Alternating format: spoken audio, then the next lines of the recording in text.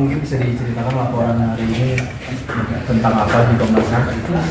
Ya, sebenarnya intinya hari ini kita bersama rakyat Banten yang terdampak oleh proyek strategis nasional PIK 2, orang yang mengalami pelanggaran HAM berat. Oleh karena itu kami bersama-sama melaporkan ya, apa yang terjadi di proyek strategis nasional, karena kita melihat pelanggaran yang terjadi di sana itu sudah di luar batas-batas kemanusiaan.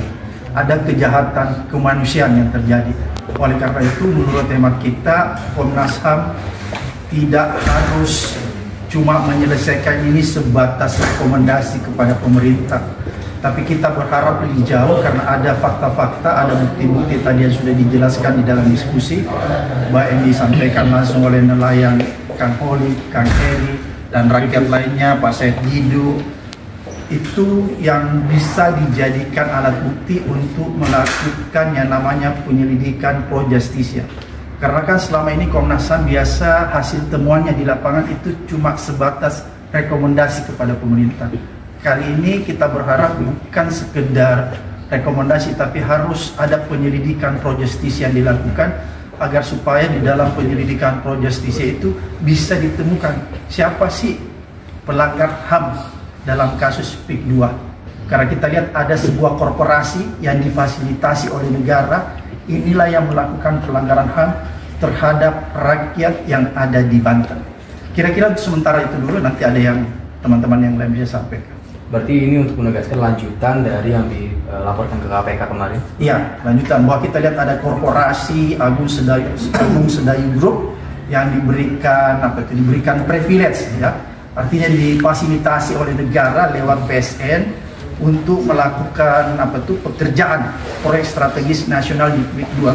Padahal setelah kita lihat bahwa apa yang terjadi di lapangan itu banyak terjadi pelanggaran HAM ya, pelanggaran kemanusiaan. Oleh karena itu kita berharap Komnas HAM bukan sekedar melakukan investigasi ke lapangan dan habis itu menjadikan bahan itu sebagai rekomendasi perbaikan kepada pemerintah, tapi kita berharap bahwa ada penyelidikan pro justisia agar supaya nanti Komnas HAM bisa menemukan siapa pelanggar HAM terberat di PIK 2 ini. Karena kita melihat ada sebuah korporasi yaitu Agung Sedayu Group yang difasilitasi oleh negara sehingga dia dengan mudah melakukan pelanggaran HAM. Kira-kira seperti itu. Kalau koalisi ini bisa dijelaskan terdiri dari gabungan siapa saja begitu? Ya, ini koalisi dari masyarakat sipil ya, dan rakyat Banten langsung. Di sini ada Kang Holi, nelayan yang berdampak, Kang Heri, petani. Jadi bisa ditanyakan langsung apa yang mereka alami. Ya, mereka bisa mengemukakan testimoninya.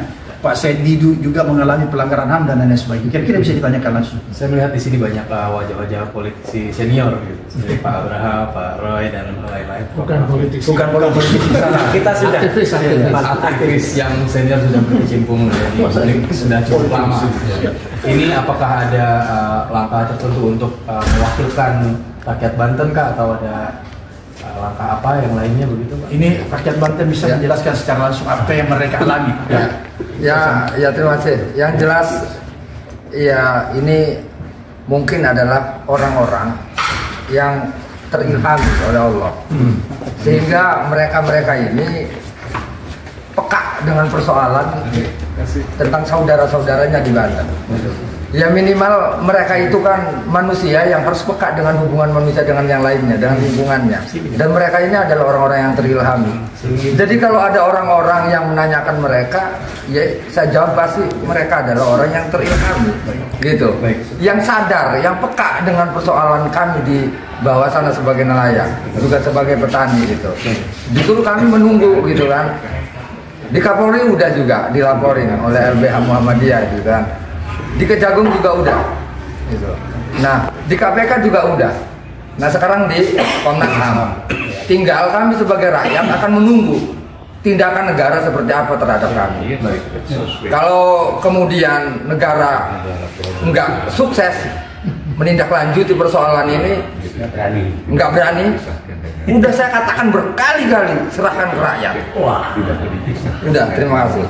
Terakhir mungkin Pak Samad, apakah sudah ada masih ada teman-teman Pak Geri apa? Saya hanya ini tadi pertanyaannya agak menggugah ya. kalau untuk yang KPK apakah sudah ada update dari penyelidikan laporan yang sebelumnya? Oke, di KPK kita masih koordinasi, masih memberikan support alat bukti ya, data-data. Saya kira itu perkembangan. Ya. Tadi saya agak terpancing sedikit dengan pernyataan ini politisi senior. Jadi kayaknya terbawa oleh pernyataan Joko Widodo menyatakan hanya orang kalah pilpres, gitu kan. Terbawa juga mungkin kata-kata pihak PIK 2 bahwa ini masih ada kaitannya dalam pilpres. Itu cara mereka mengalihkan. Ya, jangan terbawa framing itu. Kami berjuang karena terjadi pelanggaran HAM yang menurut saya ini ada model baru. Biasanya kan pelanggaran HAM, Pak, ahlinya ini dilakukan langsung oleh negara. Sekarang ini dilakukan oleh swasta tak memperalat negara. Jadi ini lebih parah lagi karena swasta yang memperalat negara untuk melakukan pelanggaran HAM dan difasilitasi. Jadi saya pikir ini ya memang sudah harus turun sangat ini bahwa dia yang nanti ini jangan sampai hanya aparat bawah tapi yang membayar aparat yang mengini aparat itulah